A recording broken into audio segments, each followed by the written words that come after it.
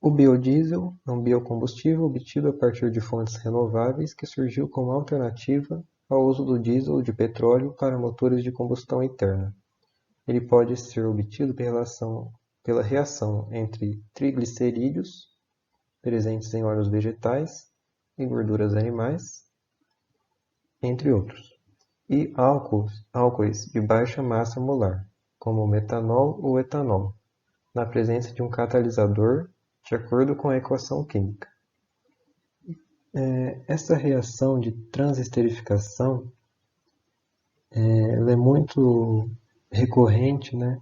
Principalmente por esse uso do biodiesel, né? Que está em alta atualmente. A gente nota aqui que é uma cadeia de triglicerídeos, né? É uma gordura, que são junções de ácidos graxos, né? E a gente nota a função éster aqui nessa molécula, ok? Ela reage com um álcool e forma novos ésteres e um novo álcool.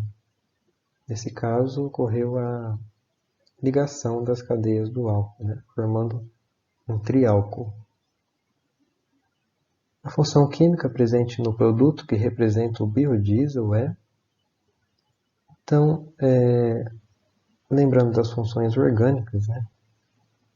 É bom que vocês tenham sempre memorizado essas funções orgânicas. Nesse caso aqui, a gente tem a função éster, né? Como eu já comentei, e a função álcool, né? Que é o R ligado ao H. Ok? Foi formado aqui, então, o glicerol, que é esse triálcool, como eu já comentei. Mas o glicerol não é o biodiesel, ok, pessoal? Ele é outra molécula. O biodiesel é essa mistura de ésteres aqui, ok? Que quebrou essa molécula, né? E formou 3 ésteres. Essa mistura de ésteres que é o biodiesel, certo? Então, a função química presente no produto que representa o biodiesel é a função éster. Então, é muito importante vocês estarem relembrando as funções orgânicas e especialmente essa reação de transesterificação, a formação do biodiesel. Isso é geralmente bastante cobrado no Enem, okay? No Enem e em outros vestibulares, certo? Bem, uma questão semelhante à anterior, né, que tem o mesmo tipo de reação. Então vamos lá. Uma das técnicas de reciclagem química do polímero PET é o politereftalato de etileno, gera o tereftalato de metila e o etanodiol, conforme o esquema de reação, e ocorre por meio de uma reação de transesterificação. Então ele deu aqui o PET, reagindo com uma molécula desconhecida, vai formar aqui o tereftalato de metila e o etanodiol, né, um diálcool. O composto A representado no esquema de reação é o... Bem, o que é importante nessa questão, né?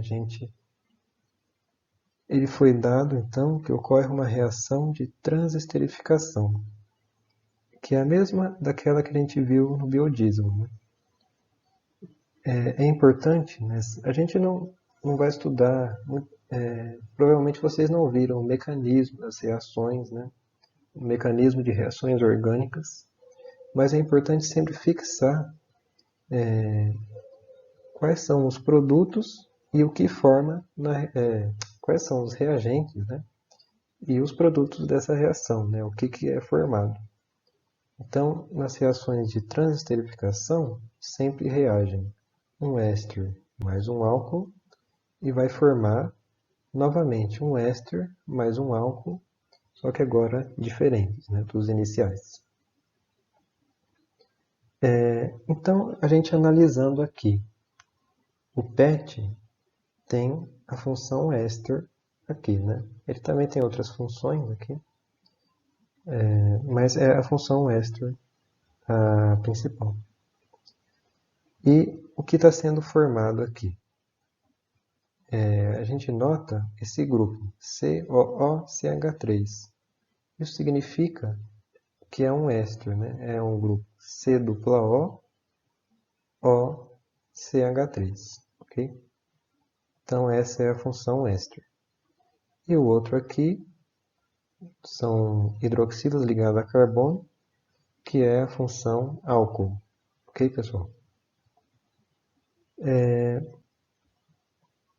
Então, só sabendo isso já dava para matar essa questão, né? É um éster mais um álcool, reage com o éster mais o álcool. Então, o que está precisando aqui? Um álcool, né?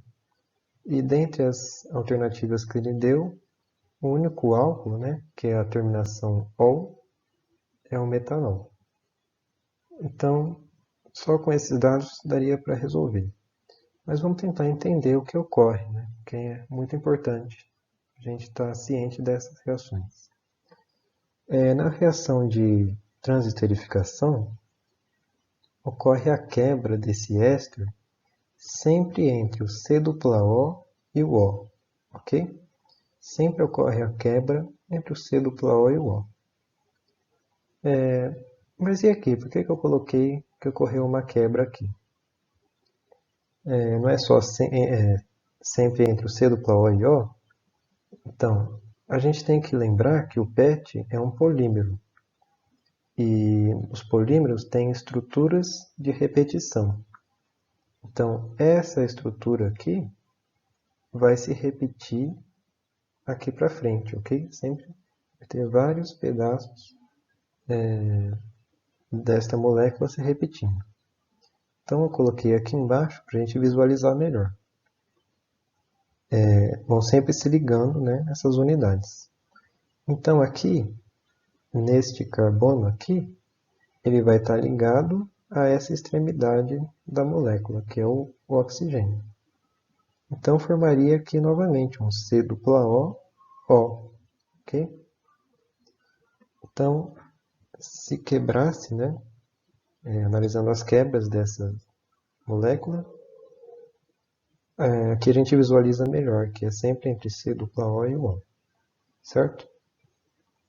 Bem, quebrando essa molécula dessa forma, a gente vai ter que esse grupo aqui, né?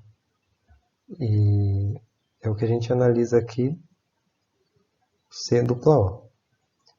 E a outra molécula formada é essa com as extremidades de oxigênio, né? E a gente nota aqui que formou esse álcool, né? Entrou aqui os hidrogênios nessa molécula. Bem, então a gente sabe que precisa de hidrogênio para entrar nessa molécula. E aqui, nesse grupo, o que entrou aqui? Entrou o OCH3. Certo, pessoal? Então tinha aqui o C dupla O e entrou aqui o OCH3. Completando então a molécula do metanol, que é o OCH3 ligado aqui ao hidrogênio. Certo? Então, com duas moléculas de metanol, a gente conseguia completar essas estruturas aqui. Então, é sempre analisar a estrutura, né? Qual que é o reagente, e observar onde que quebrou a molécula, né? Onde que ocorreu a quebra da molécula, onde que entrou, né? E analisando essas estruturas, a gente consegue observar mais ou menos, certo? Isso aqui é um conceito um pouco, assim, um pouquinho mais avançado, né? A gente precisaria conhecer essa reação de transesterificação, mas o Enem aqui não cobrou dessa forma, né? Só sabendo que a gente reage éster e álcool formando éster e álcool, a gente conseguia descobrir a resposta, certo? Então o Enem sempre analisa dessa forma, né? Às vezes ele não cobra o conteúdo, mas a gente consegue deduzir a resposta, certo? Bem, o carro flex é uma realidade no Brasil. Esses veículos estão equipados com motor que tem capacidade de funcionar com mais de um tipo de combustível. No entanto, as pessoas que têm esse tipo de veículo, na hora do abastecimento, têm sempre dúvida: álcool ou gasolina? Para avaliar o consumo desses combustíveis, realizou-se um percurso com o veículo flex, consumindo 40 litros de gasolina, e no percurso de volta utilizou-se o etanol. Foi considerado o mesmo consumo de energia, tanto no percurso de ida quanto no de volta. O quadro resume alguns dados aproximados sobre esses combustíveis. Ele deu aqui o etanol e a gasolina, as densidades e o calor de combustão, né? Quando a gente queima o combustível, quanto de calor é gerado por grama do que foi queimado, certo? Então, o volume de etanol combustível em litro consumido no percurso de volta é mais próximo de... Bem, a gente parte aqui, então, da massa... a gente precisa saber a massa de gasolina que foi gasta, né? Porque ele deu aqui a densidade, né? As densidades. Que é uma relação grama por volume. Ele deu o volume de gasolina, então por meio da densidade a gente acha a massa de gasolina consumida. Multiplicando aqui, então, e cortando as unidades, a gente obtém aqui a massa de gasolina. Agora, com a massa, a gente relaciona com o calor de combustão, né? Que tem aqui, ó, por grama. Então, a gente sabe que 28 mil gramas multiplicado pelo calor de combustão vai gerar aqui 280 mil. Aqui eu coloquei errado, tá, pessoal? Quilocalorias, ok? Desconsiderem esse joule aqui, em quilocaloria. A gente sabe que esse calor de combustão, então, será igual para o etanol, né? Porque o consumo de energia no percurso de ida e de volta, com a gasolina ou com o etanol, será o mesmo. Então, esse calor de combustão será o mesmo para a gasolina e o etanol. Então, com esse dado, a gente parte para o cálculo para o etanol, né? A gente obteve o calor de combustão, se a gente multiplicar, a gente obteve a energia, certo? Se a gente multiplicar pelo calor de combustão do etanol, a gente obtém a massa de etanol. Com a massa e a densidade, a gente pode calcular o volume de etanol, ok? Sempre analise então as unidades. O que a gente pode cortar, né? O que eu tenho, o que eu quero obter. E qual é a conta que eu tenho que fazer para cortar a unidade que eu não quero e obter na unidade que eu quero encontrar. Ok, pessoal? Então, a gente obteve aqui 58,33 litros de etanol. Ele dá aqui que é mais próximo de, né? Então, 58 litros, que é a resposta D. Certo? Bem, pessoal, a próxima questão é também de termoquímica. A glicólise é um processo que ocorre nas células convertendo glicose em piruvato. Durante a prática de exercícios físicos que demandam grande quantidade de esforço, a glicose é completamente oxidada na presença de oxigênio. Entretanto, em alguns casos, as células musculares podem sofrer um déficit de oxigênio e a glicose ser convertida em duas moléculas de ácido lático. As equações termoquímicas para a combustão da glicose e do ácido lático são respectivamente mostradas a seguir. Então, aqui as equações de combustão, né, da glicose e do ácido lático. A gente nota, então, que para comparar essas equações, né, e fazer uma equação global, né, da glicose, do ácido lático sendo convertido em glicose, é preciso então multiplicar essa segunda equação por 2, né, para poder cortar aqui os reagentes. Né? Então a gente multiplica todos os coeficientes por 2 e a mesma coisa para o calor de combustão, certo? A gente compara aqui então, essa a gente deixa na ordem normal e a gente está formando o ácido lático, né? Então a gente inverte essa equação para formar aqui o ácido lático. certo?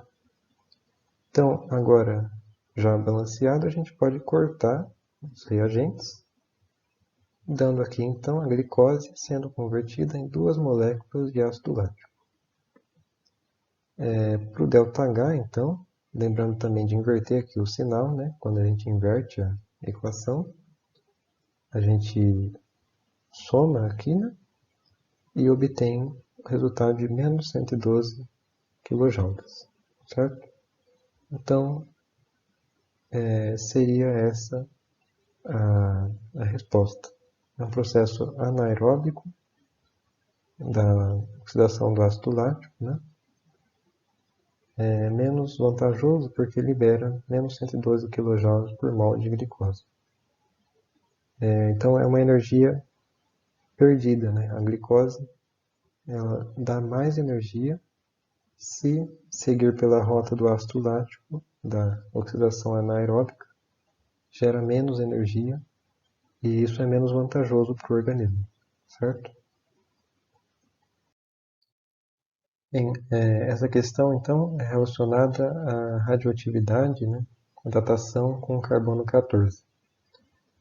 A técnica do carbono 14 permite a datação de fósseis pela medição dos valores de emissão beta desse isótopo presente no fóssil.